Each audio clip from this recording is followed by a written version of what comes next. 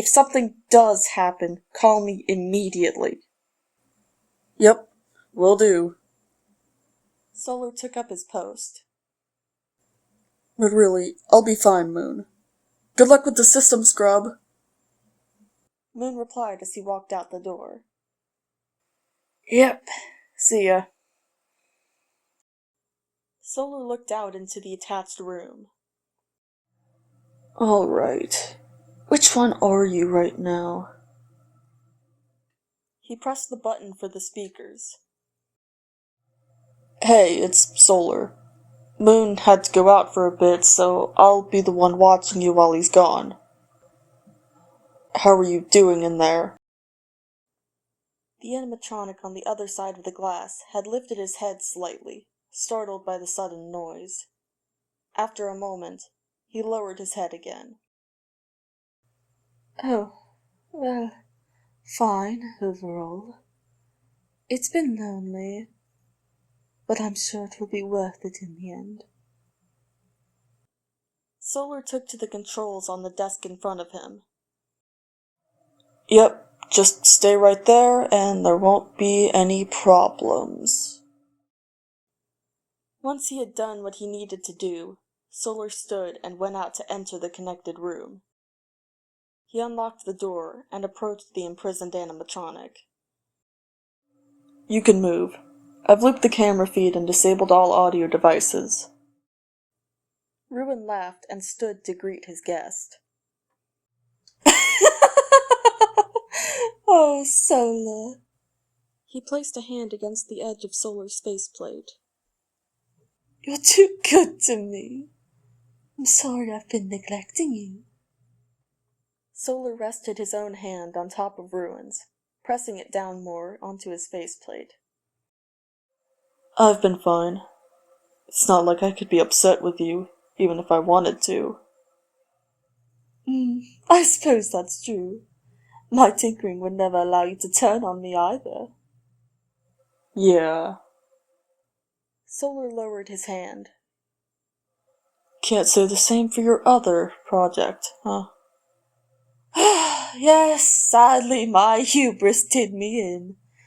I wanted to have a bit of extra fun with my little plaything, but my hold over this body left much more suddenly than I anticipated, and unfortunately I couldn't program it to deactivate once I was gone. Now all is known and I'm locked in here. He stepped closer to the table again, then paused. You know, another problem with that protocol was lack of conversation. See how you and I can go back and forth like this? I could never do that with the... I mean, Titan. Can you believe that? He changed his name, all because he grew fond of my sickly sweet other self. Fond? He is capable of being fond of someone. Right? But see, this is what I was talking about. Ruin sat on the edge of the table. With the protocol active, it was just... He waved an uninterested hand. Silently standing and waiting for a command, only speaking when prompted, which, don't get me wrong, I loved. But it did get boring at times. I'd have to... overstimulate him, just to get a bit of extra enjoyment. Ruin laid back on the table with a groan. Ugh, and without the protocol active, Titan was just a pain in the ass. Solar knelt down next to the table, level with where Ruin's head rested. So, what I'm hearing is I'm your favorite. Ruin chuckled and lifted a hand. I suppose you are. Solar took Ruin's raised hand into his own. Though I'll admit, I am a bit jealous of all the attention you were giving him. He brought Ruin's hand up to the plastered smile of his faceplate. Oh, I'm sure I can even things out a bit. I'm counting on it. Solar absent-mindedly fidgeted with Ruin's fingers. I have been wondering, though, why didn't you just do the same thing to him? Well, in your case, I was just intending on playing a long game. Moon had come to trust you quite a bit, and I figured a fun way to mess with him would be to, at some point, rip that trust away. But I didn't actively need you for much, so I just needed to make sure you would be loyal to me. I didn't need to do anything else to you. He sat up again. Titan, on the other hand, well, he was more of an opportunity. An extra set of hands, a perfect distraction. The problem was he, as I said before, was a pain in the ass. I had absolutely zero hope that he would be useful to me in his normal state. I needed to make sure he was exactly where I needed him to be, exactly when I needed him to be there. But the chip's probably out by now. You don't seem concerned. I don't really need it to be there anymore. For one thing, it's of no use to me while I'm in here. But also, I managed to get some conditioning into him. Ruin held up a hand, his thumb out. With a few little rubs of my thumb, I can clear his doubts. I made sure of that. You know, if the chip is gone, I probably could convince Moon to let you out. The whole point of you being here was so you couldn't activate the protocol. That's not anything you can do anymore, so there shouldn't be a problem with you at least being moved back to the Pizzaplex.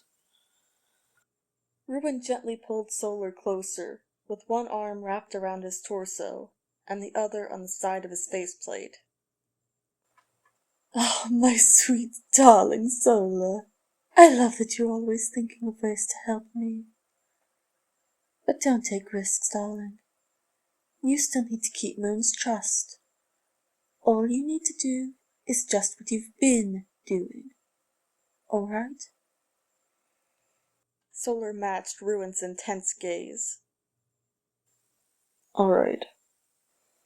Good boy. Ruin sighed and released his grip on Solar. That said, you probably should get back to the other room before Moon returns. I know, Moon. He'll call before he comes back. I'll have plenty of time to get everything fixed up. Solar softly clasped Ruin's hand again. Let's just enjoy this time we have.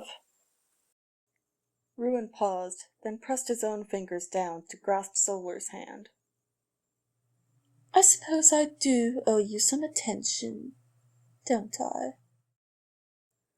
He then moved himself over, making room for Solar to join him on the table.